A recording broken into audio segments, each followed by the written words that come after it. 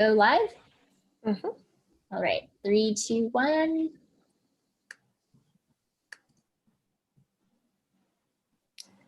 Hello, and thank you.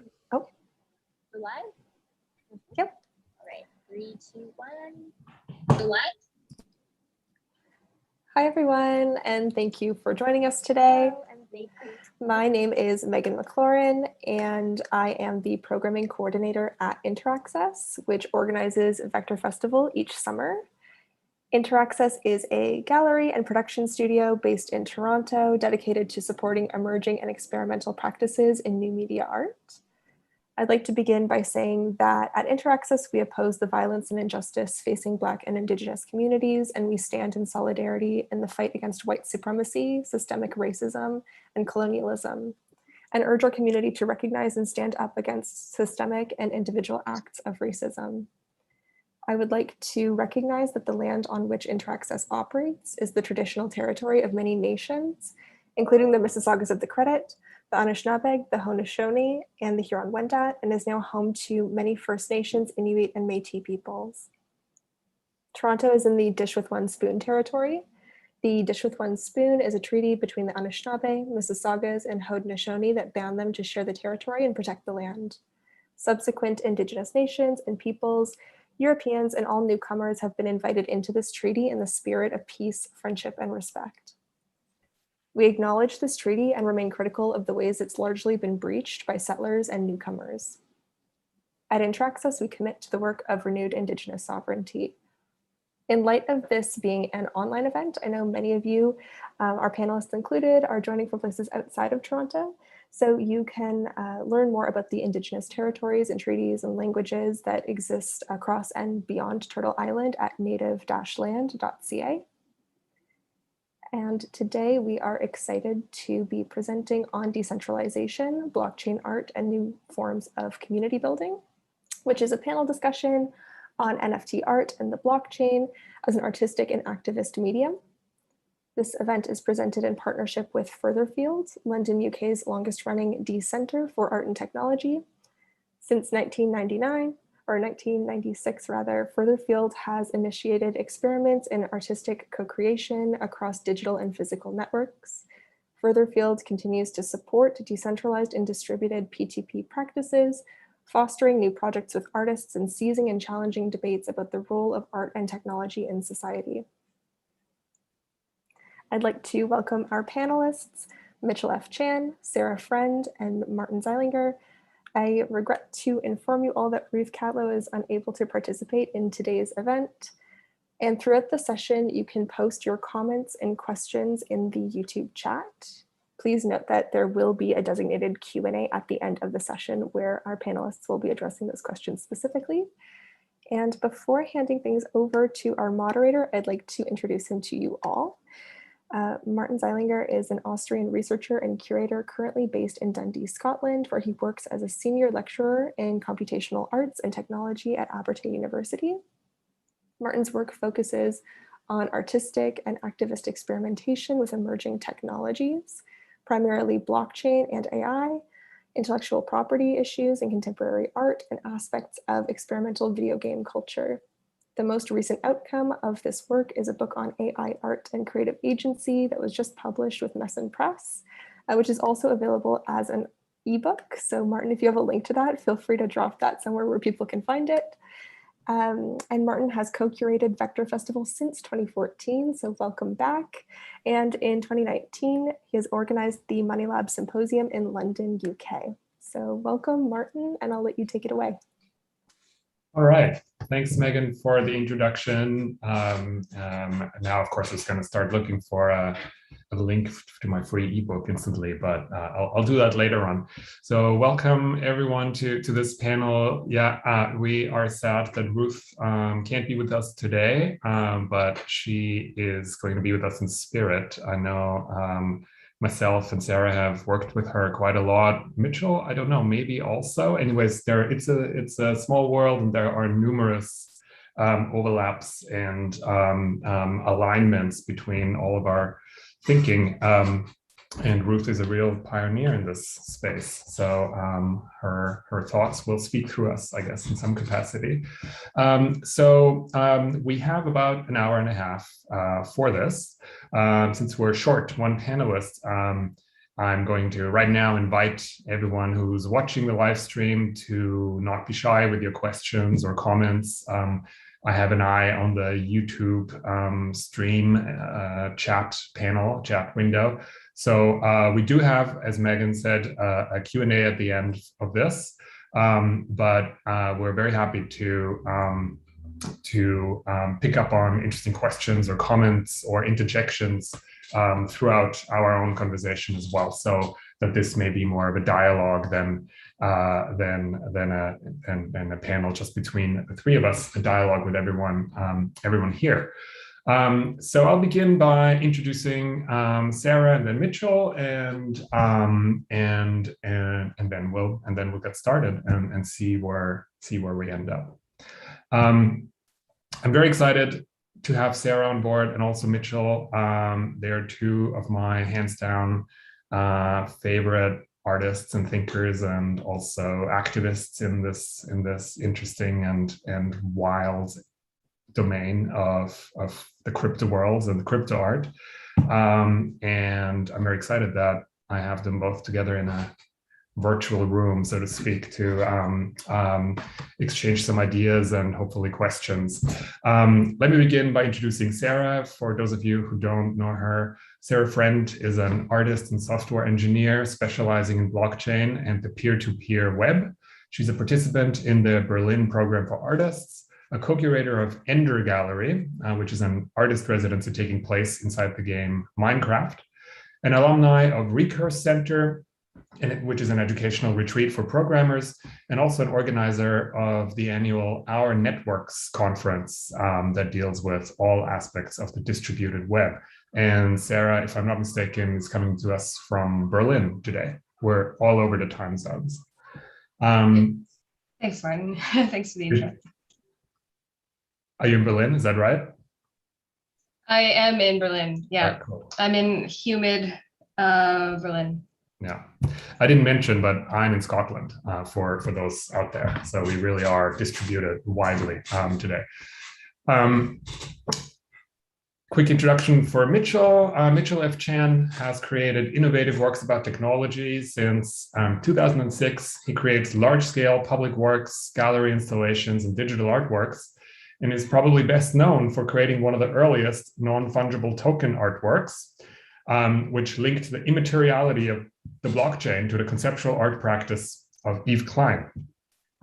In 2009, he was awarded the School of the Art Institute of Chicago's Trustee Scholarship in Art and Technology Studies, and his work has been widely covered and discussed in media outlets, including Art Forum, Art in America, Vice, Canadian Art, Slate, the Toronto Star, and Gizmodo. So welcome to the two of you. Oh, and Mitchell, so that we know where everybody is I believe in Toronto, is that right? No, I am in La Paz, Ontario, and you won't find it on a map. I'm full on in crypto anonymity. I'm at the edge of the earth where they'll never find me. Well, if you have good internet where you are, that it can't be so totally off the grid. It's not so, yeah, it's not so bad here actually, but I'm in a pretty remote location. All right, great. Mitchell, maybe I'll ask a question to you first. I was initially hoping that maybe Ruth would talk to us a little bit about her blockchain art history timeline that she's been compiling. But instead, I'll ask you, Mitchell, about your adaptation and conversion of the Yves Klein piece, which you've done actually now also, in internet era terms quite a long time ago. So if we want to maybe begin by talking a little bit about the prehistory of blockchain art and NFT art, then this piece by you would be a really great introduction. Maybe you want to introduce it a little bit for us. Sure. So, just a little bit about that piece and sort of the context that it was created in, right? So the year was 2017. And my introduction to crypto in any meaningful way, like beyond someone who had just sort of heard of Bitcoin and was aware that it existed, was that I was an artist who, at the time, as I still am now, an artist who's very much interested in creating pieces that represent systems and social structures that would otherwise be invisible.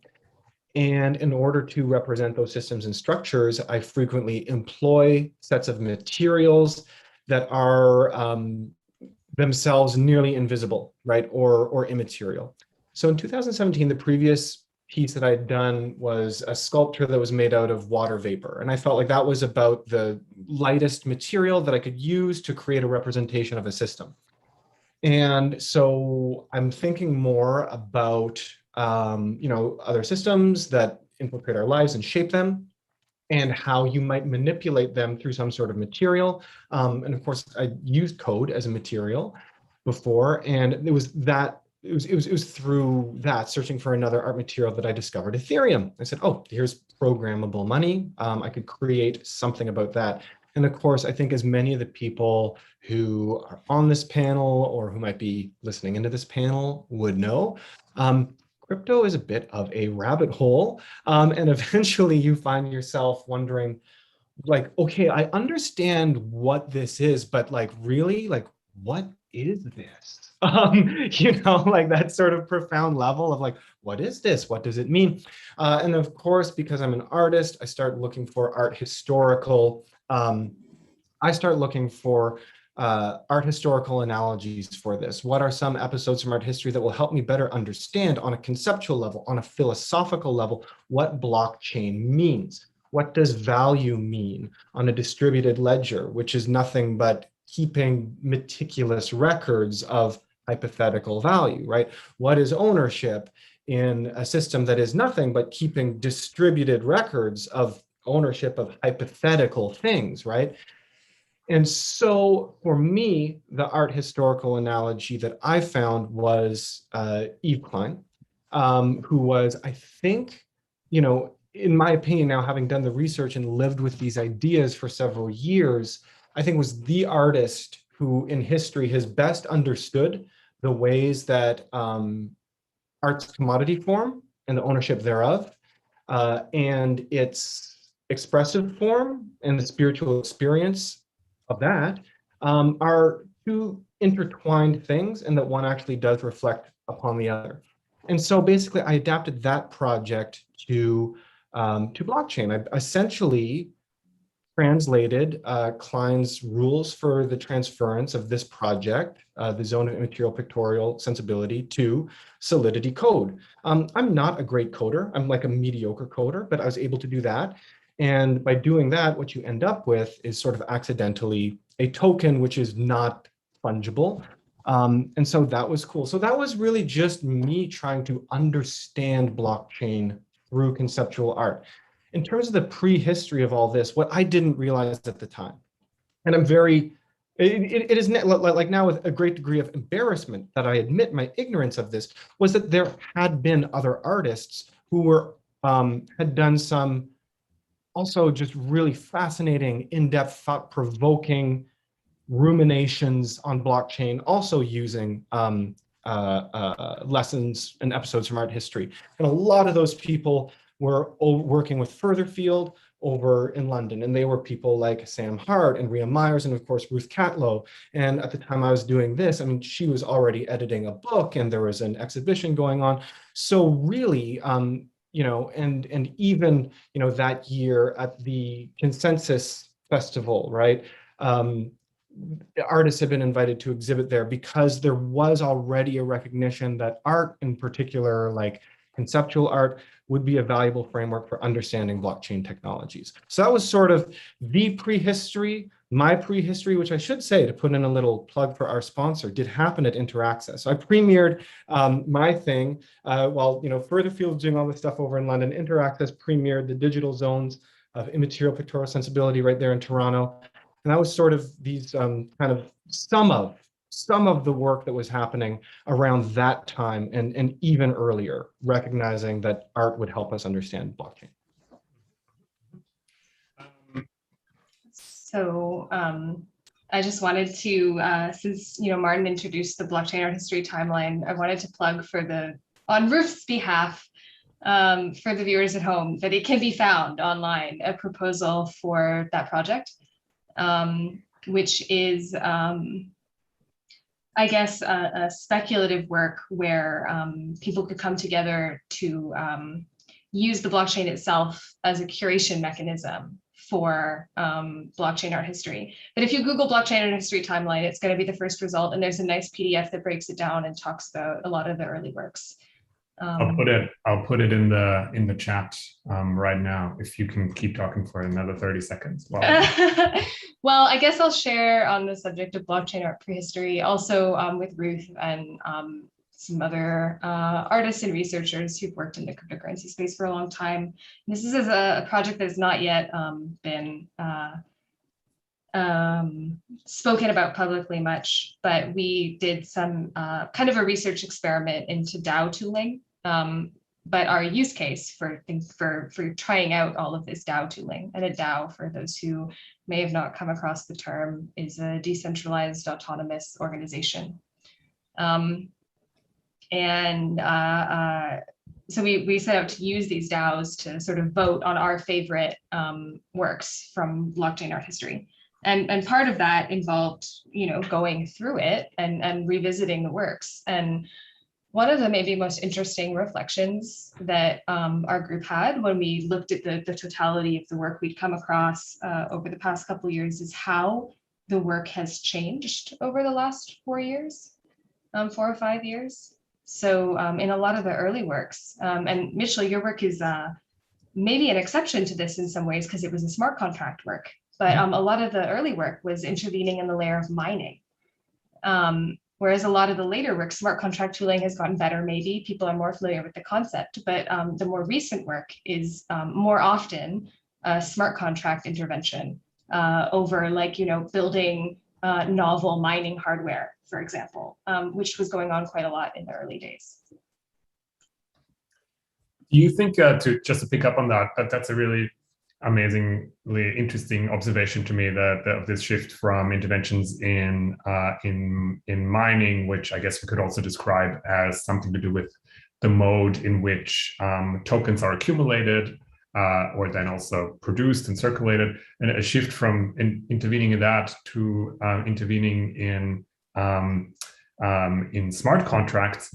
To me, that says a little bit something about maybe a shift also in interest in the sphere or domain in which this kind of art exists, right? Because the smart contract intervention, I imagine, very often then has to do with how the artworks themselves can exist or can be traded or can persist digitally as they will or won't.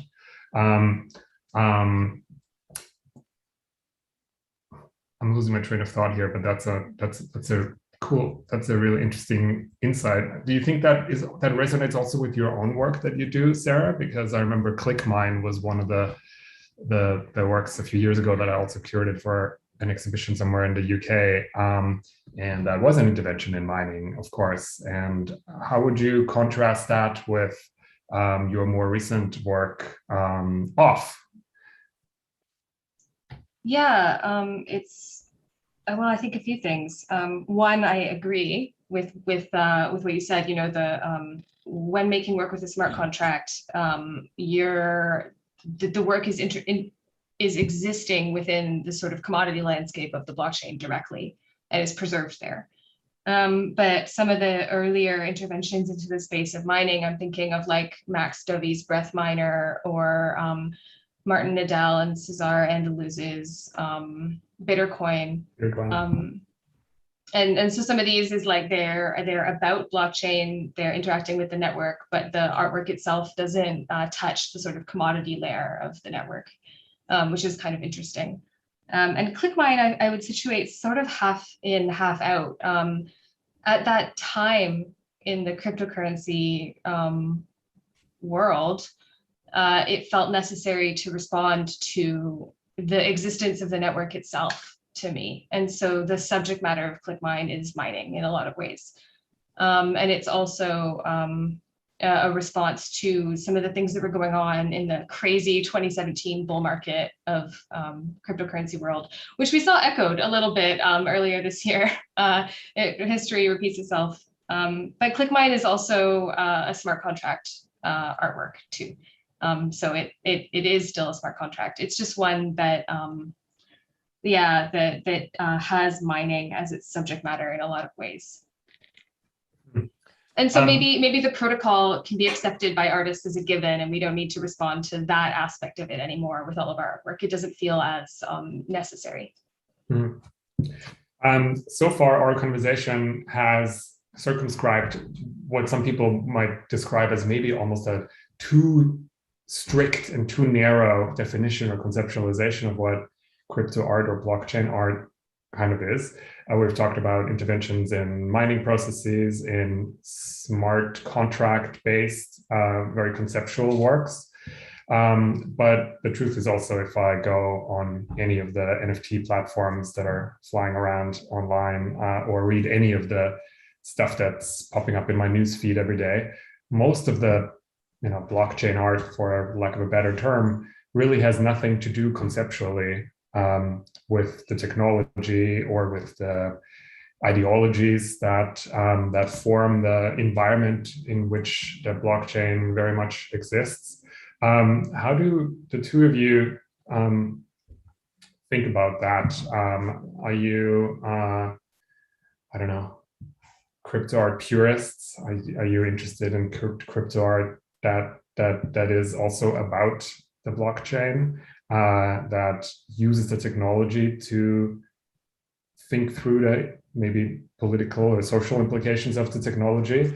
Or how do you feel about blockchain art where the technology is really just a medium for any number of things like CryptoPunks that arguably have not all that much to do with the technological substrate? Well, I'll jump in to give an extremely boring answer, which is to say, that's fine. It really is fine. Because I think that what happens when a new technology emerges, and what artists do, and then what different waves of artists do, is a new technology will emerge and artists will use art as a way of pointing to that thing, revealing hidden features and properties of that thing, and being reflective upon that thing. And that's very cool. That's a very, I think, important service that art provides. And that's great. And that is what I think a lot of crypto art, as like the pieces that Sarah was describing, those early pieces that we were talking about, that's what that was, right? Using art to explain this technology, using this technology to help us better understand the art, that is fine. But then there does come a point when, okay, it's not everybody has to do that, and you can just kind of use it, right? You can just kind of take it for granted, like to use a phrase that we were using just a couple of minutes ago. And so, yes, if I go on Foundation, are most of those, artworks, those sort of one-of-one NFTs about blockchain or crypto art? Well, okay, actually, there is sort of a new genre of art that is about that, because there is a whole genre of sort of like hero worship, laser eye, Bitcoin meme crypto art, which is, while not like interacting or reflecting on or revealing the mechanisms of blockchain, does point to like a type of really fervent fan culture almost, that actually is necessary for these blockchains to continue to exist. So that is I suppose a type of crypto art, which is kind of interesting. But no, most of them are not. They use the underlying technology to do their own thing. And that's that's honestly fine, because, and I say this as somebody who, I'm very proud that, I've made a little bit of art that is about how the thing works, and I think it's a good assessment. But if everyone did that, we can't fall into the same sort of rut that I think modernism fell into. If I see one more painting about painting, I'm gonna barf, okay? Like if I see like one more movie about the magic of filmmaking, I don't need them all to be about that. So I think it is fine at some point if, you know, crypto art becomes just the art, then you can make it about whatever you want, and it's fine. And it may not be my thing. Most of it may not be my thing, but that's okay too. Like this doesn't exist just for any one particular person's taste. That's my sort of boring answer, is that it's fine. Yeah, yeah. I actually I totally agree with you, and the intensity with which memes are transported and circulated and conveyed through any kind of a lot of blockchain art and crypto art is, I think, both, you know, hilarious and also really illuminating about the imaginaries that are underlying the technology itself, and maybe also the economy that has been built that has kind of built around it. With a PhD student of mine, we're exchanging, you know, every once in a while these crazy ads come across my Instagram feed or also Twitter or anywhere else of the most absurd meme heavy lures or like clickbaity things about this is great stuff, or this is get your NFTs here, this is how you get rich, and this and then the other thing. And I think that does a really great service actually to my understanding, in any case, my understanding of what that technology is kind of all about. Sarah, do you have any thoughts on meme art in the blockchain space, or versus highly conceptual works, such as arguably, I think it's fair to say, Off is one of them, maybe. Yeah, I would situate Off as having a conceptual approach to an NFT project. And yeah, I guess I would agree with both of you. Like I have no major objections to the making and selling of digital collectibles of various kinds. I think it's really interesting how these NFT marketplaces have so many different sort of categories of things mashed up together, some of which are more like, really more like a collectible figurine or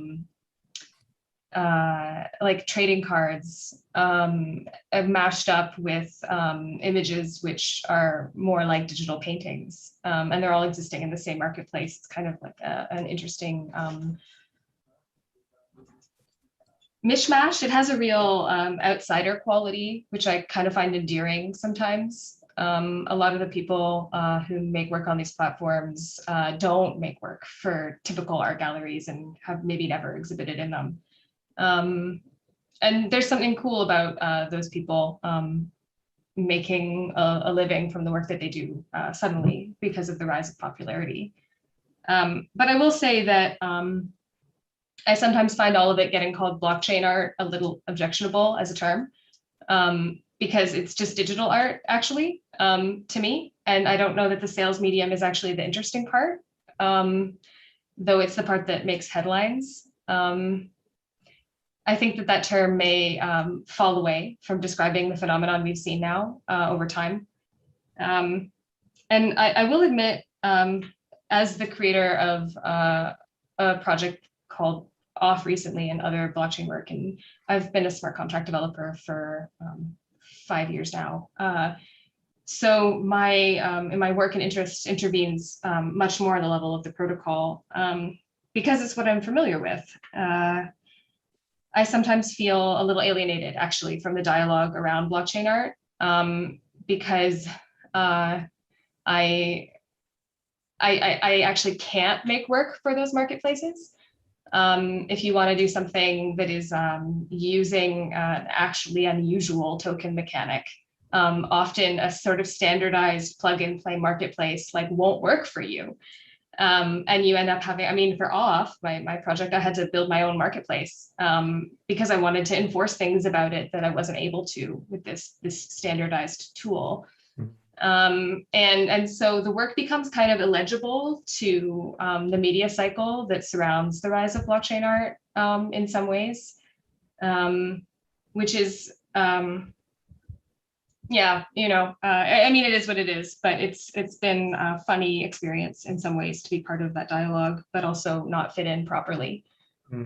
Mitchell, I assume that when you made digital zones of pictorial immateriality, that existed completely away from any possible marketplace as well, right? I mean, that there weren't these platforms weren't around. How did you find the kind of renewed interest and focus on that work? And then did you integrate the piece retroactively with the kind of crypto art ecology of platformization that now exists? No, I did not. And actually, I'm a real jerk about it too.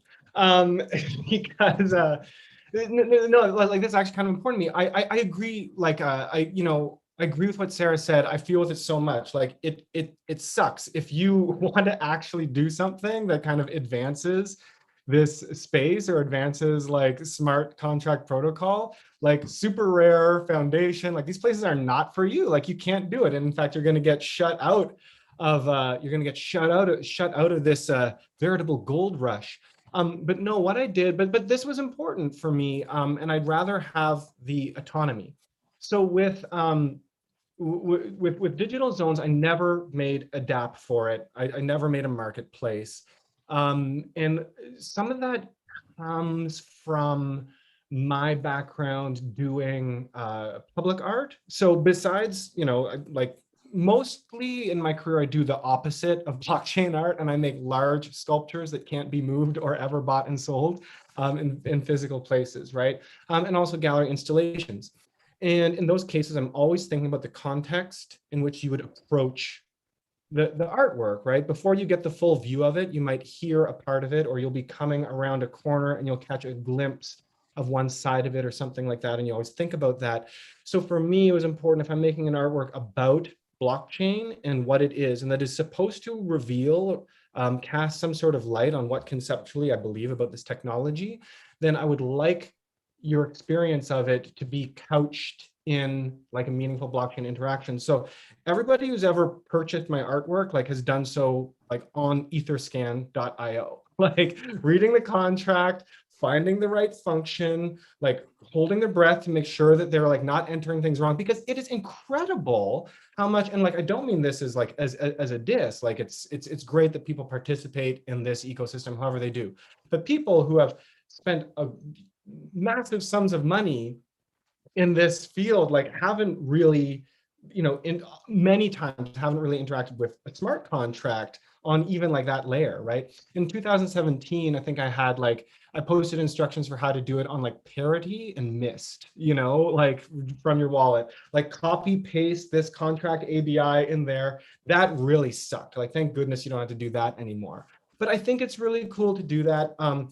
And I do yeah, it's hard if you're making your own smart contracts. And my hope is that will change as this could go either way, right? Where the platforms could gain more power or they could gain less. I think I see them gaining a little bit less as stronger curatorial voices emerge in the space, as people, like for a lot of people, Super Rare Foundation is like a gateway drug into discovering this whole world, and they finally like discover that there are artist created marketplaces and things like that, places like Folia.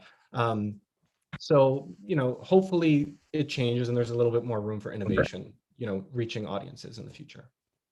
If we want to stay with some of these thoughts for a little longer, Sarah, you just mentioned how the work, if it really tries to do something with the medium itself and is a little bit more conceptually maybe sophisticated and complex, it may become illegible and incompatible even with some of these platforms. Mitchell, you said something similar about kind of being shut out of certain marketplaces, either by way of how you use the technology or your unwillingness to use it in certain ways.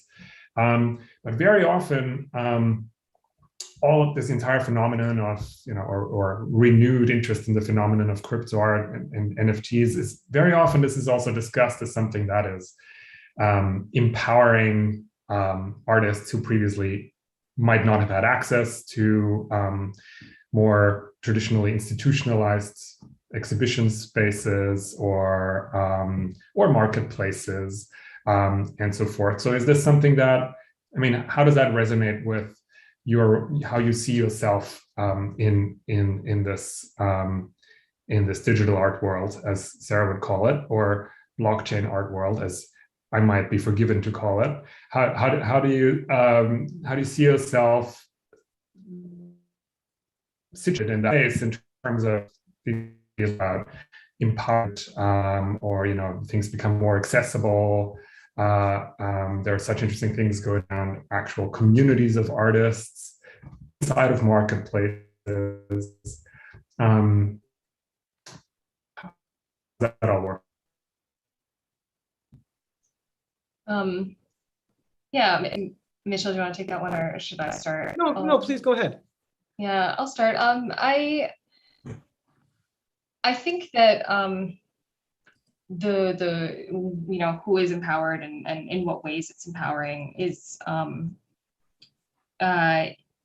yeah, maybe there's a few layers to the conversation. I think it's totally fair to say in some ways this has empowered a new type of digital creator to monetize their work in a new way. But I also think there's a way in which without access to some of these or to the kind of understanding that Mitchell was describing when he was talking about people having to go see the smart contract on Etherscan, call the methods more deliberately instead of through a UI that handles it for you. There's something about that which is also very empowering and lost with a big marketplace. This is true with most things that turn into large encompassing platforms. I had an experience, so the project that I launched in June of this year called Off, which we've talked about a couple of times, it's an NFT project that has a sort of conceptual layer that is a coordination game that sits on top of these NFTs, and it sort of engages with the question of what gives NFTs value and what is really owned when you own an NFT, I think. But anyway, I deployed it all myself. I managed it in my own marketplace, but I wanted to use contracts that would be compatible with one of the biggest blockchain marketplaces, which is OpenSea. And OpenSea supports this network called Matic. So I chose this network, I set up my smart contracts so that they would meet all of OpenSea's standards. But then I found out after I deployed them that OpenSea limits the resale right to 10%. And if you set it higher manually without knowing that they have this limit, your contract just won't work with their interface, actually. And I don't know, if, for those who might not know, the artist resale right is like a very old dialogue in art, actually, but it's had a new rise of attention with these NFT marketplaces because they allow a secondary market sale of an artwork to have this kickback to the artist. And a lot of the times the secondary market is where profit is captured. So this is very good for artists in general. But I actually had this crazy reaction to finding out that it was limited to 10%. I was like, who are they to tell me what resale right I can ask for? And I think it's, I mean, I fixed the bug. I talked to their tech support. It's fine now. But it is kind of an interesting example of, oh, like we're here to help you artists, but we'll only help you to the amount that we say. It's not actually up to you. So I guess there are some layers in which these big marketplaces can be disempowering as well. Mm. Sarah, do you want to say a little bit more about Off and how it works, what and maybe really what is really owned when you own an NFT as well, since you raised that question? Yeah, I would love to.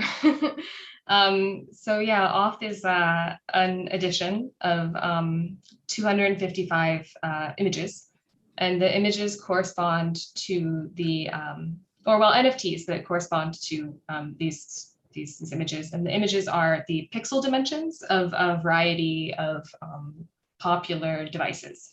So smartphones, tablets, laptops. And the images are solid black, so it's called off. But each image also has a twin. And the twin looks exactly the same as the public image, but it has data hidden in it. So you have each NFT is sort of tied to this pair of images, a public one and a secret one. And hidden in all of the secret images is some data, and that data is encrypted. And there's also hidden a shard of a private key.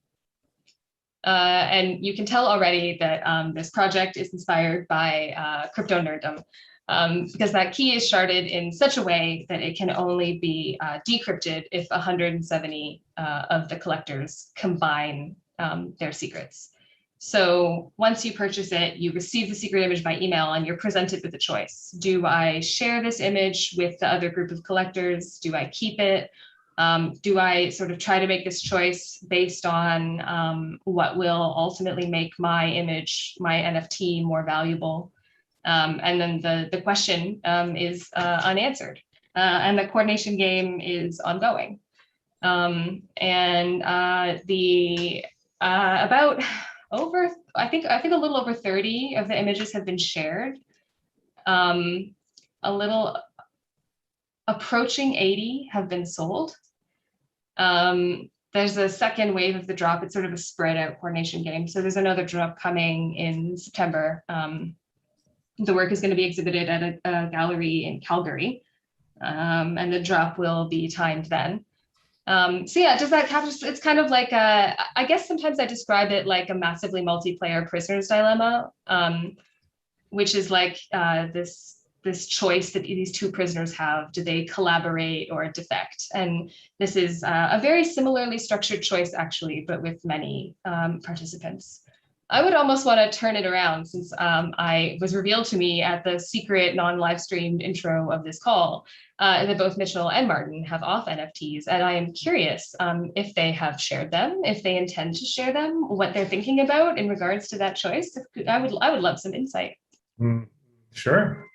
I mean, I think it's such a fascinating project, and it's so fascinating on so many levels to me, you know, having thought about and looked at this kind of art for a long time.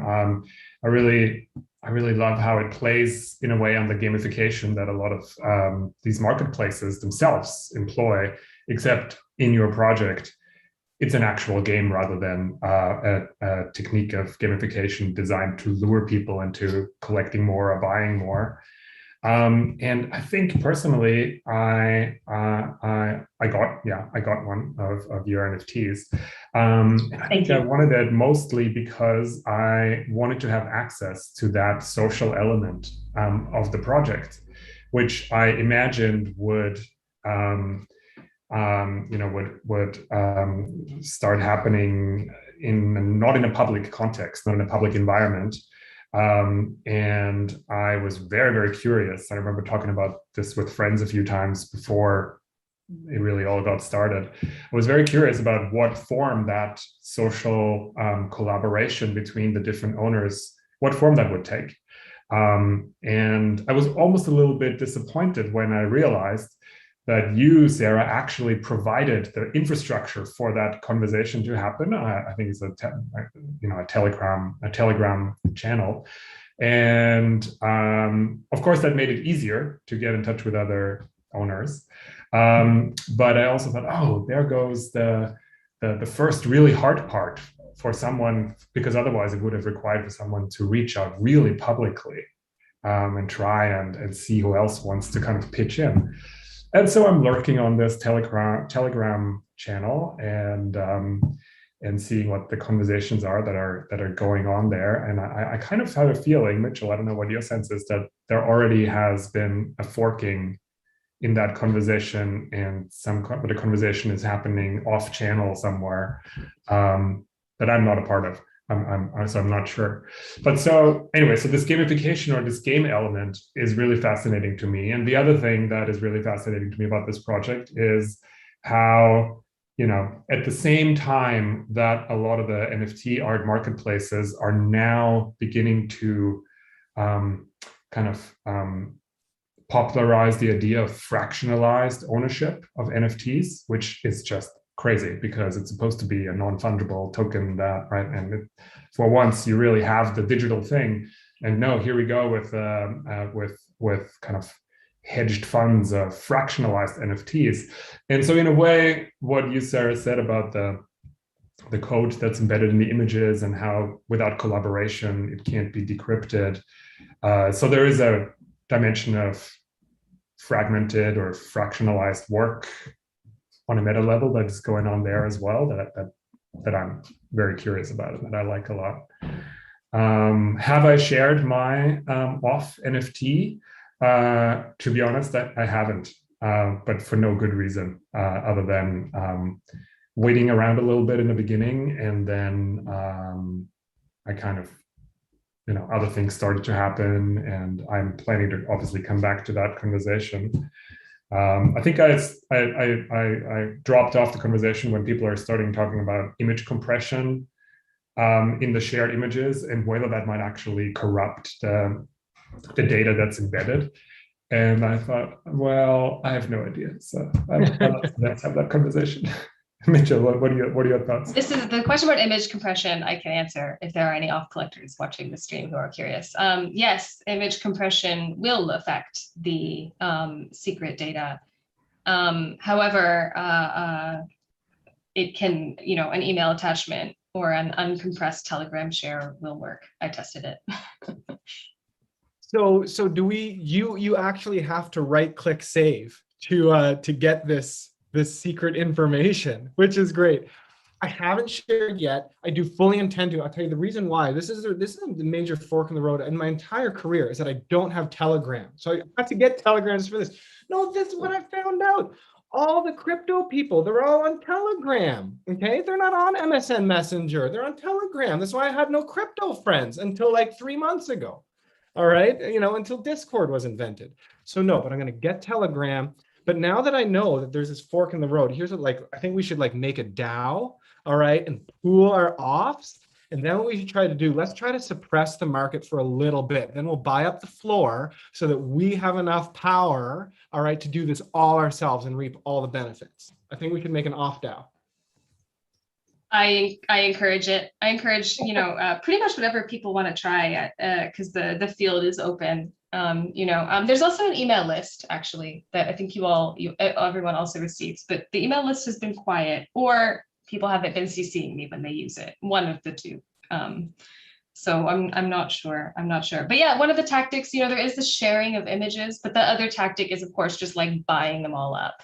Mm-hmm. That would also possibly allow someone to win the game. Yeah, I was wondering about that as well. If there's a whale of someone owning just a majority of the images, or whether that's even possible. Yeah. On the primary marketplace that I built, I enforce only 5 max per email address. All right. That is obviously possible to get around in some ways, but I don't believe anyone has done that yet. On the secondary market, obviously, it's out of my hands. Have either of you or both of you had a look at Damien Hirst's NFT project that I think just dropped to stay with the lingo maybe yesterday or the day before? What's it called? The currency, of course, is called. I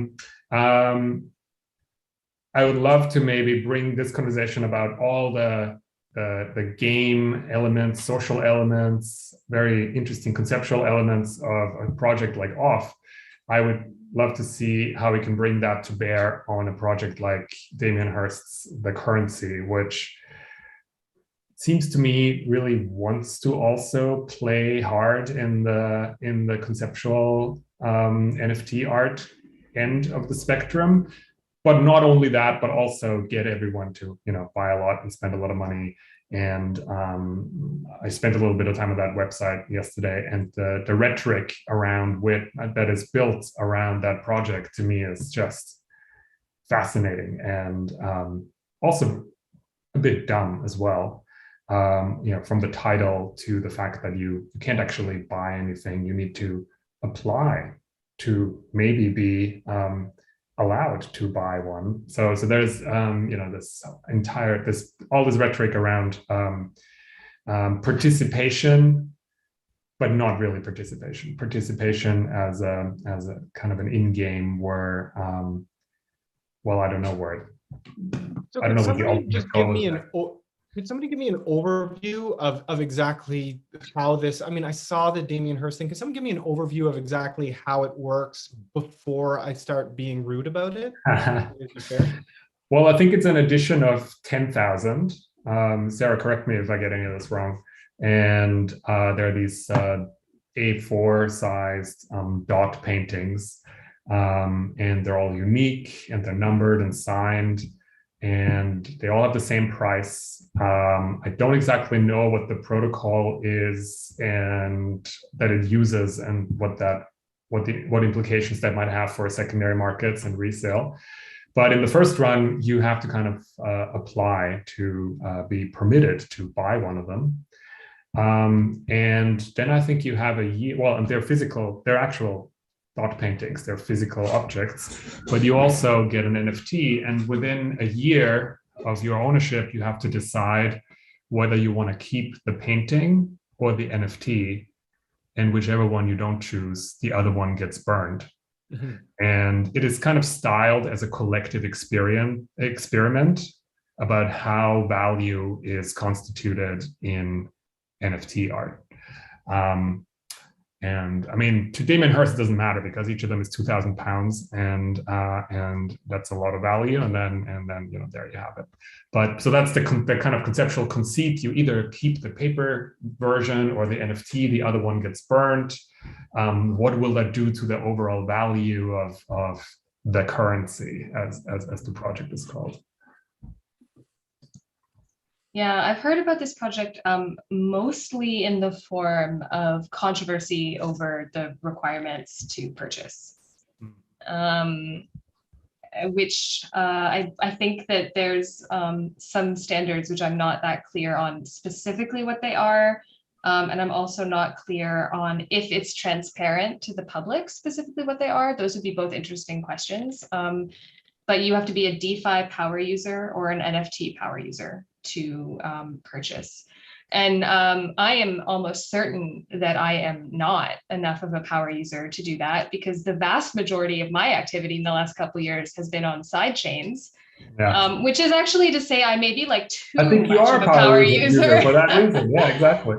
So there's people being disappointed they don't make the cut of whatever criteria Damien Hirst picked for NFT power user, but then also other people sort of pointing out the very true thing, which is that the art market that Damien Hirst typically operates in is not public or transparent either, and you actually do need permission sometimes to buy in that sort of commercial gallery setting. Exactly. I mean, you're vetted if you want to participate in high stake auctions and things like that, right? So it's almost like it replicates those structures that we were kind of hoping to get past or beyond or away from. They seem to be replicated in this project a little bit. The other day, I did register my interest. Just to see what happens. And then you get right away to that step that you just mentioned, Sarah, where you need to indicate whether or not you're a power user of these technologies. And in the first instance, it seems like you do that just by linking your MetaMask wallet. And that doesn't say anything to me about who is a power user or not. At this point, that's really just a click of a button in a browser extension. But then what the vetting process is, who knows? And it's absolutely not transparent at all. All right, Mitchell, are you going to get controversial about it? No, I just think that I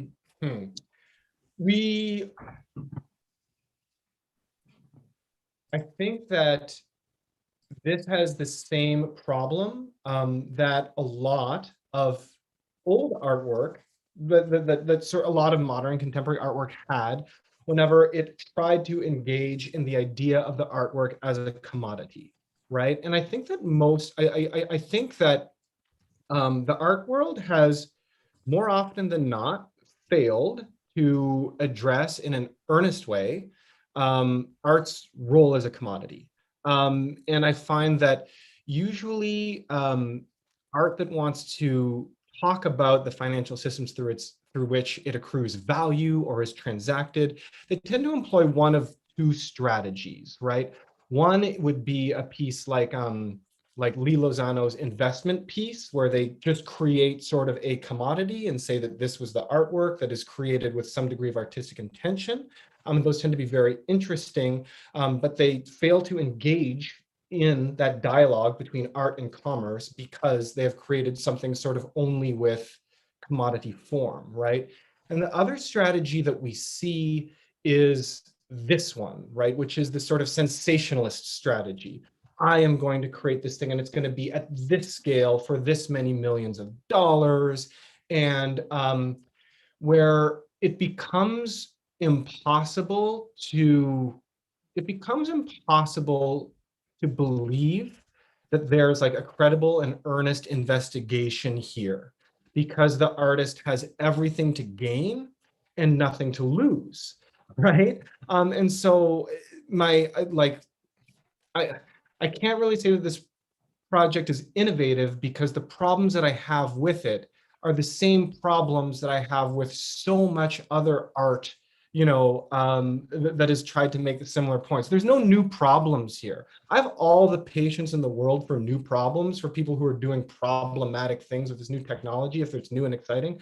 But this is the same problem that I had on some degree with Diamond Skull, right? Which is, are you really trying to say something? And unfortunately, it's just that like the financial expression and artistic expression, and the financial presentation and artistic presentation of this object or these sets of objects are so entangled, it is impossible to it is impossible to believe, the artist at their word, So that's my problem with it. Is this an interesting exploration or just, a crazy cash grab?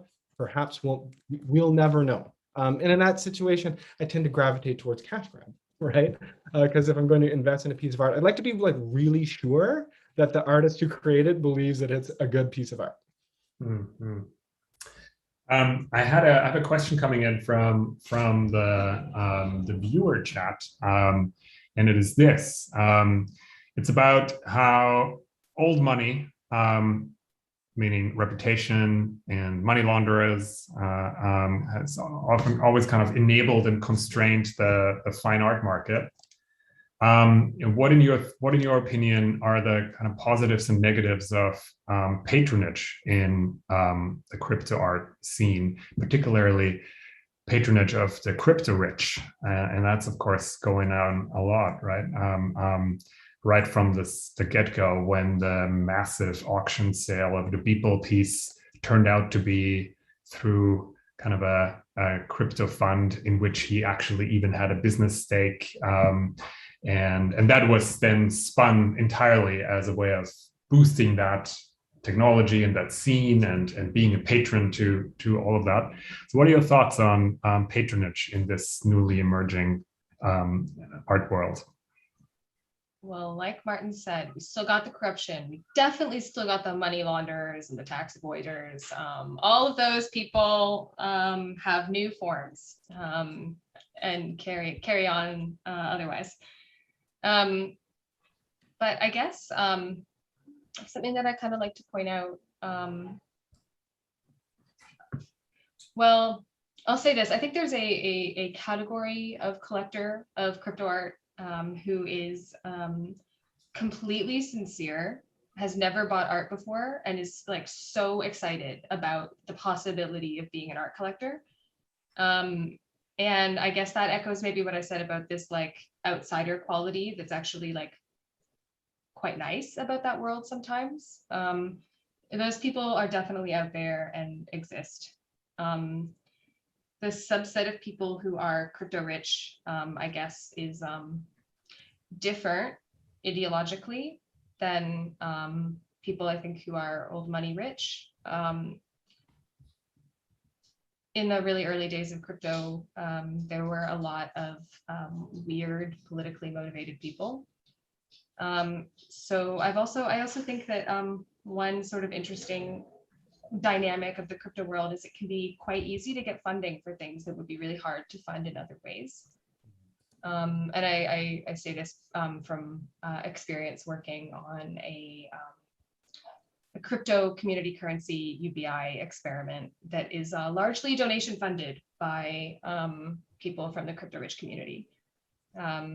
So there's like some, there's plenty of scams and corruption, but there's also some unexpected upsides to that world, I think. Yeah, I'd echo all of that. The system that we have in crypto is not perfect, but yeah, I've had the same experience encountering collectors who I believe collect from like a very sincere place, and the way that this marketplace is emerging at the same time as new as Web 2.0 communication and networking technologies are getting even better, means that I know it's a cliche to say the word community, but have like a strong sense of community with the people who collect works that I also collect, or who collect my own work. And that's really nice. That's something that didn't exist. I knew very few people who had collected my physical work before, or who had invested in my public works before. I didn't have a lot of interactions with them. And with this sort of transparency, I do, and it's great. And like, certainly there are people who will approach my work as a commodity and sort of make money off of it, or I don't want to say launder money through, I don't know that. But but actually, also the thing that we have to live with is like, it's sort of like it everyone might be a little bit from column A and a little bit from column B, like, because there's a certain number of people who are like real true believers in this stuff, amazing supporters of the work, both in terms of buying it and being just like active conversationalists and stuff like that. I mean, at the right price, they'd be crazy not to sell the thing, right? So nothing is really as black and white as we want it to be in this space. But yeah, overall, the worst thing that you could say about this marketplace and how it is that it brings in the old problems, but it also adds some new benefits. So overall, I'm going to say net positive, coming from my perspective. To me, what's new about this question of patronage in the NFT art context is that now what's possible through these marketplaces is also something I guess you could call like micro patronage at scale. And that, I think, was not something that the fine art market ever had any interest in accommodating, although some of the early blockchain art ventures also were kind of blockchain-based ideas around co-ownership of physical artworks, right? I forget the name of that startup now that did that. Mycenas, maybe? Sorry? Mycenas, maybe? That's it. That's the one. Yeah. So that's an interesting idea in itself, but then also how that translates into now marketplaces where, Mitchell, you might have incredible numbers of interactions with buyers or fans or collectors, because also the editioning and the access threshold is, you said it, and it can be completely different.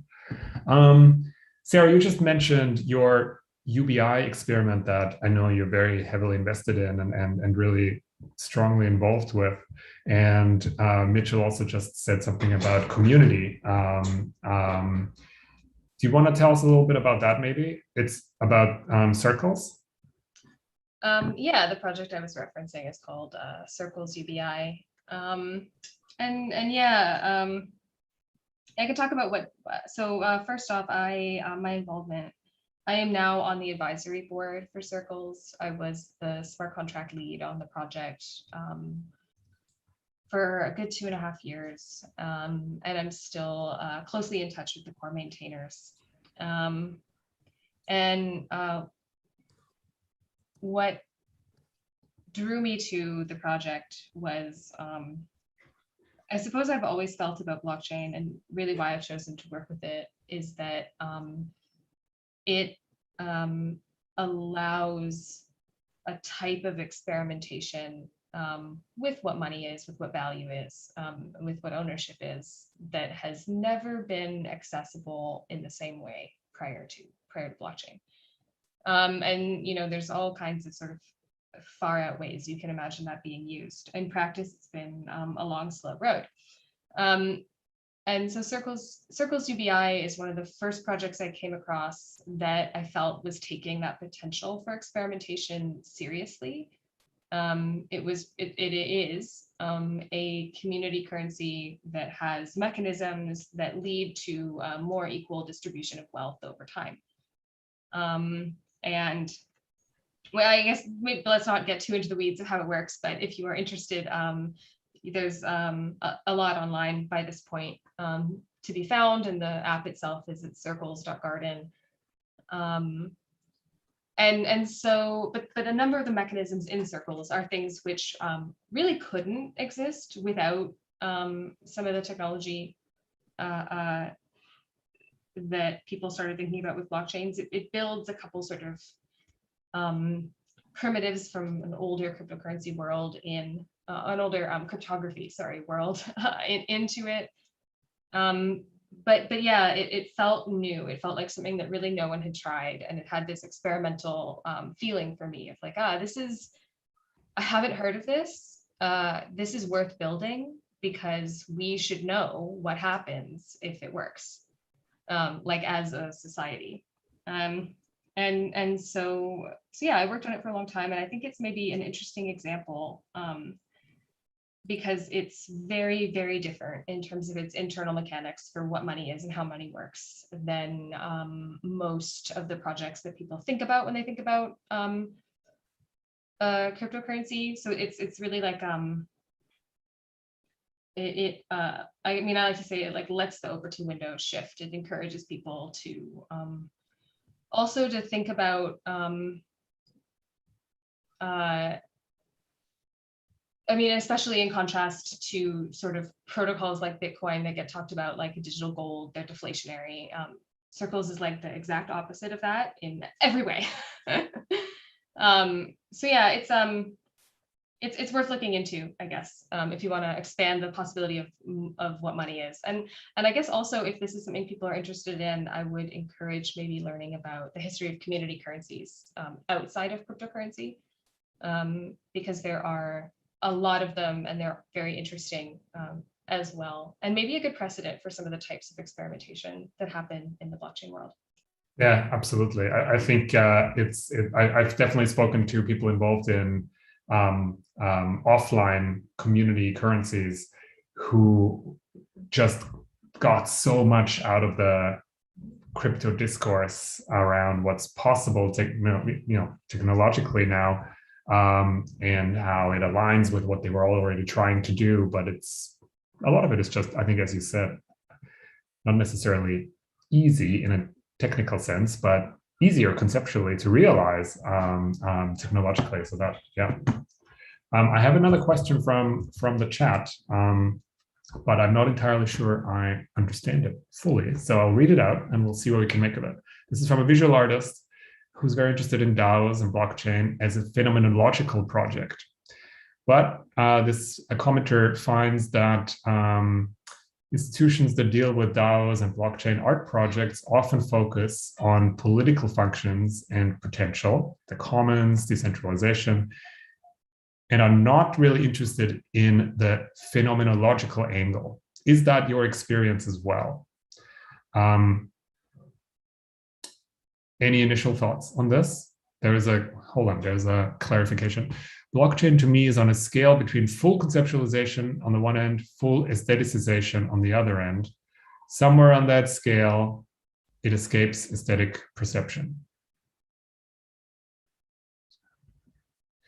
So this is a quite philosophical question about the potentials embedded in the technology. Any thoughts on the phenomenological zone of existence for blockchain technology?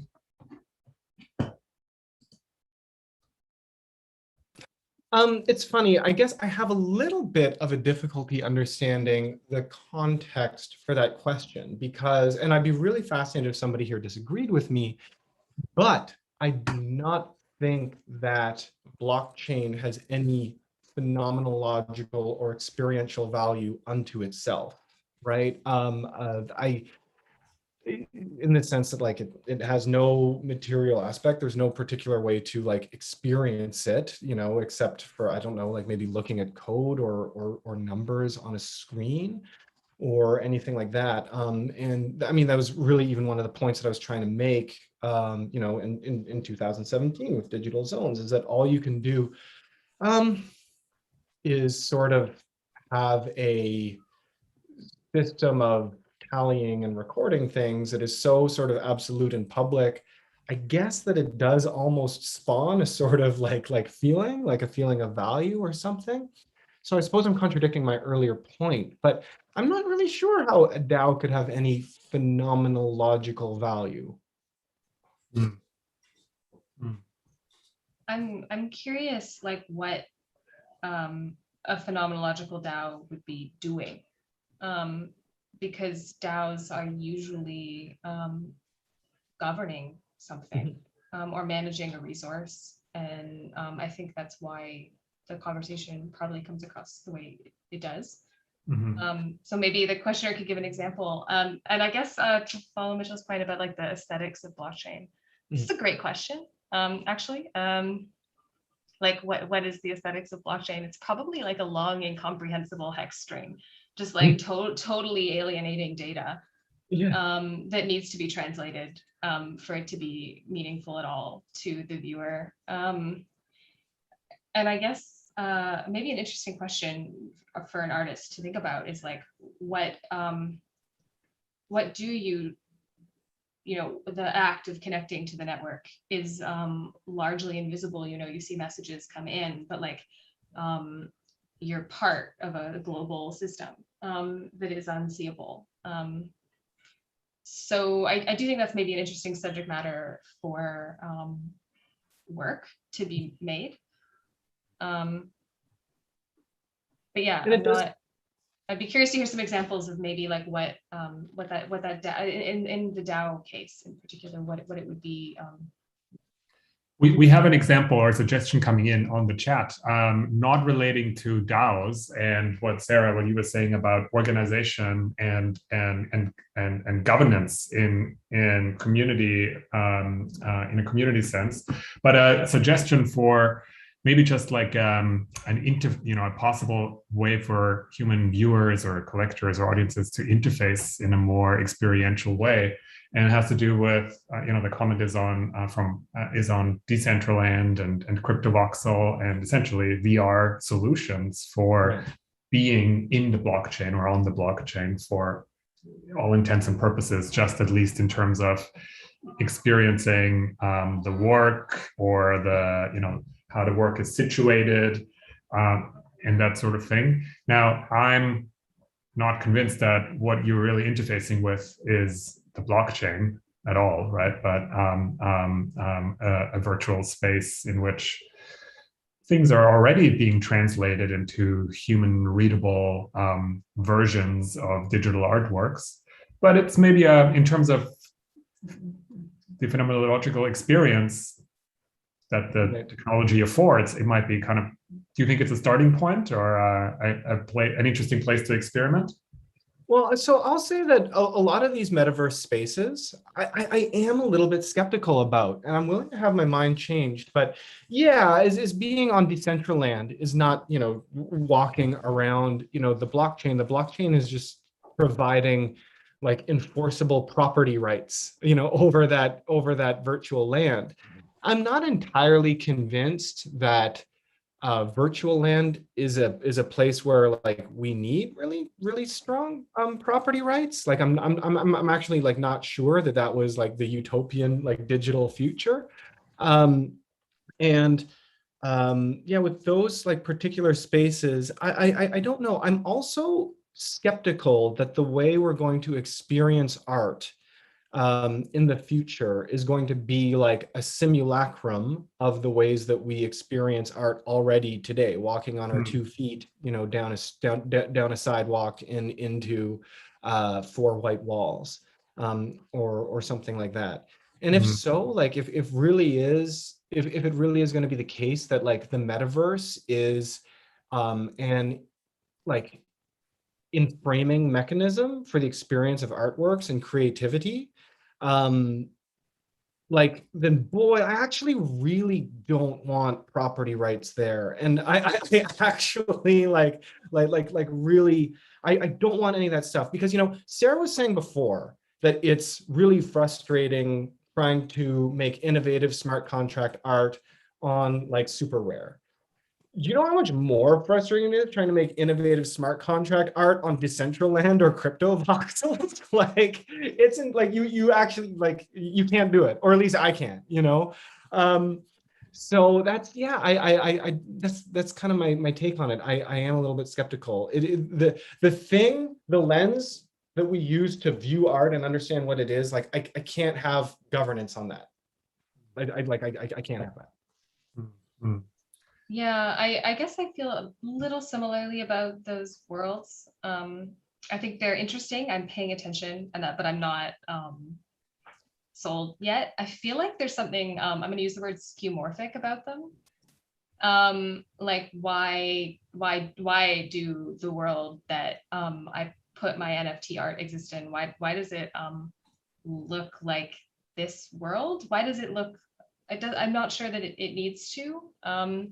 I feel like we haven't yet seen the spatial computing interfaces that will allow these worlds to feel right. Maybe, but I also feel like we haven't yet, like we also have not yet seen blockchain's final form. We are nowhere near the final form, I think, actually. I mean, as in terms of what the blockchain does or is imagined to do or is meant to do, oftentimes, if I needed to visualize that or imagine myself in it, I think I'm mostly thinking about something like, I don't know, the Orson Welles adaptation of Kafka's The Trial, and just self-governing, impenetrable halls and domes and temples and corridors of offices and file desks and things like that. I don't know if I would want to be in that necessarily, or interface with it in a.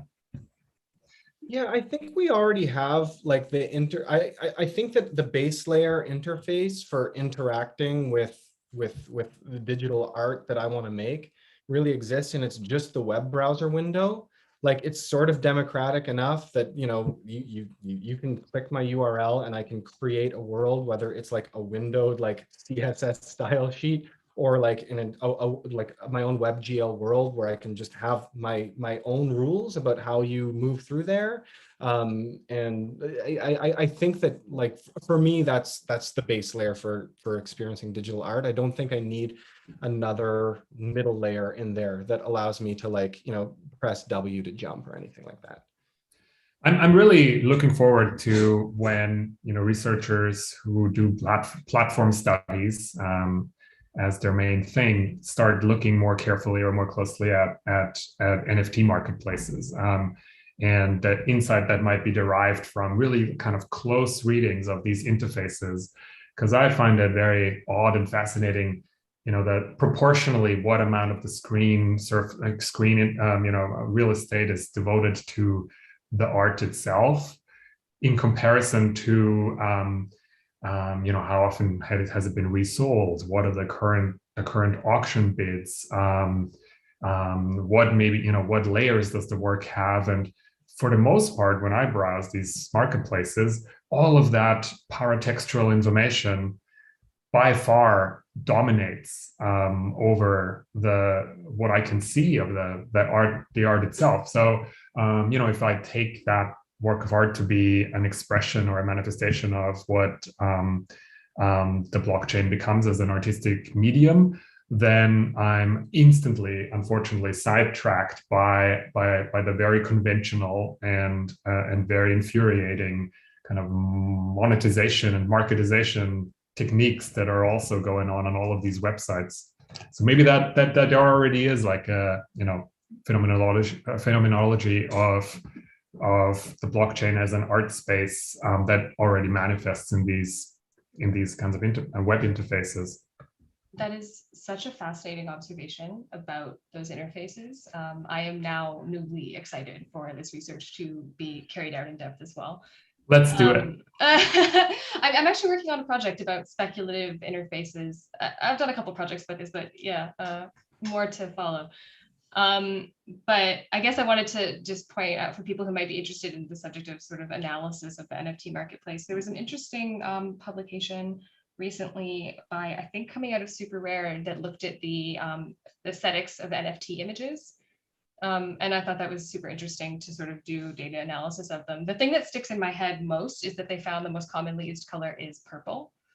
But also, like there are certain types of images that get made more for NFTs. There are maybe like a couple categories that you could break down. And there's something, I've heard them called like images of video game assets for a video game that doesn't exist. I think that's very apt to sort of summarize the aesthetics that are going on. You have pixel art, you have like the slickest of renders as a category, and then maybe like the super low effort category too.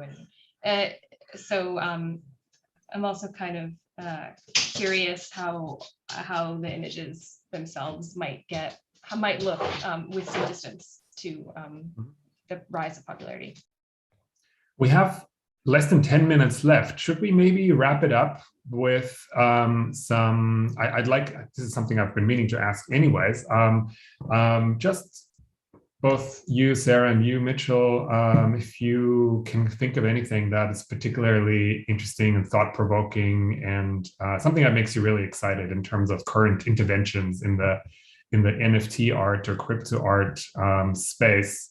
Anything that you're paying attention to right now, or that you're curious what's going to happen with it next, whether it's a platform or an artwork or a community.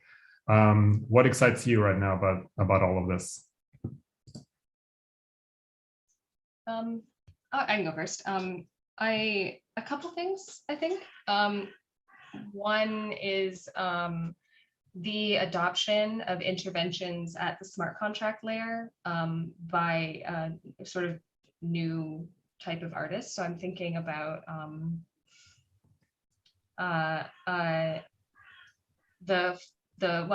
people behind the whole folio virus are crypto people, but I really enjoyed that project and that intervention. I'm thinking also of David Rudnick's project, which unlocks NFTs at time scale. So it'll continue issuing NFTs for, I think, another 40 plus years.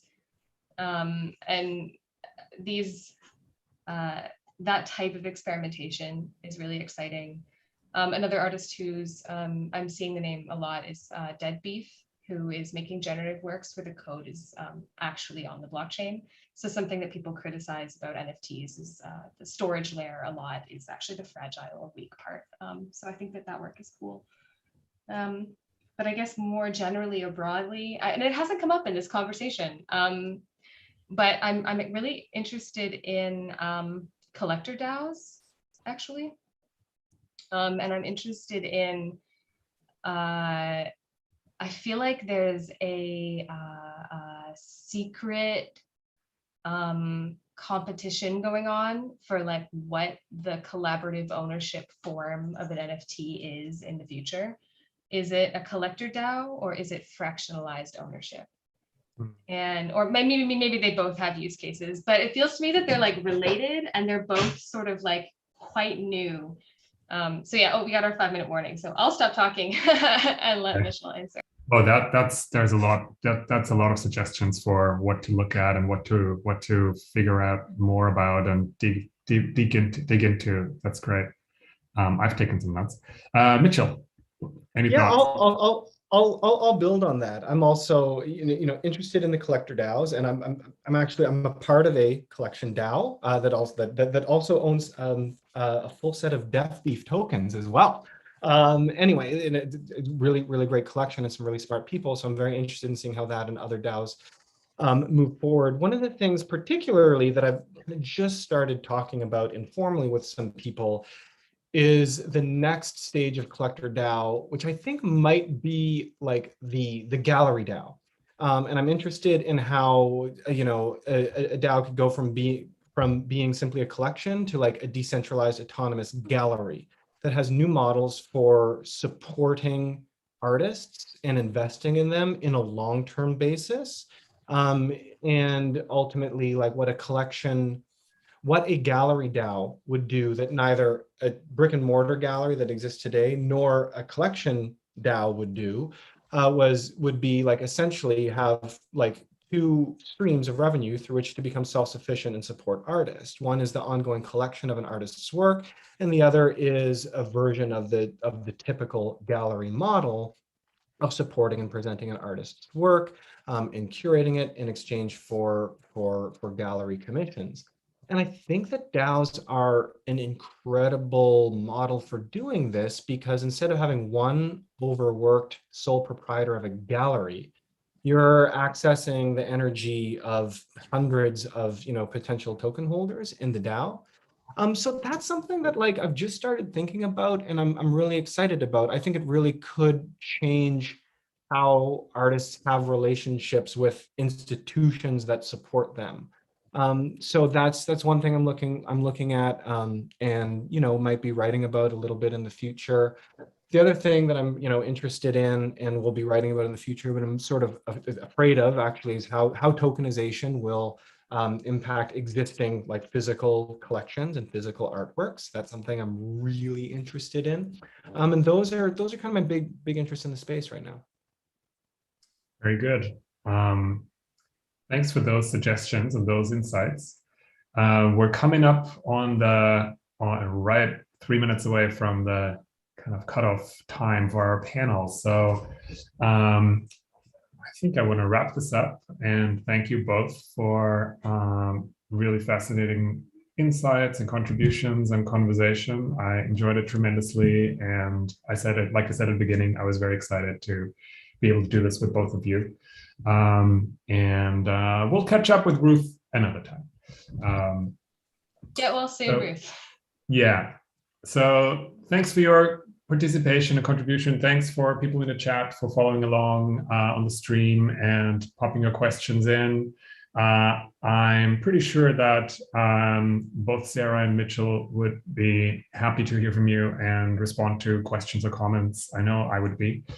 So be in touch on whatever your platform is beyond the channel if you want to, beyond the panel if you want to chat with any of us. And here is Megan again to tie it up for us. Sure thing. Thanks, Martin. And thank you, Sarah and Mitchell, for sharing all of your experience and insight into the crypto space. I hope everyone really enjoyed it. I know I did. So yeah, I'd like to thank you all again for joining us in the audience and to our wonderful panelists. Thanks also to Furtherfield and also to Vector Festival's funders, the Government of Canada, the Canada Arts Council, the Ontario Arts Council, and the Toronto Arts Council. And you can learn more about Vector Festival and our upcoming programs at 2021.vectorfestival.org. We have programs running until August 8th.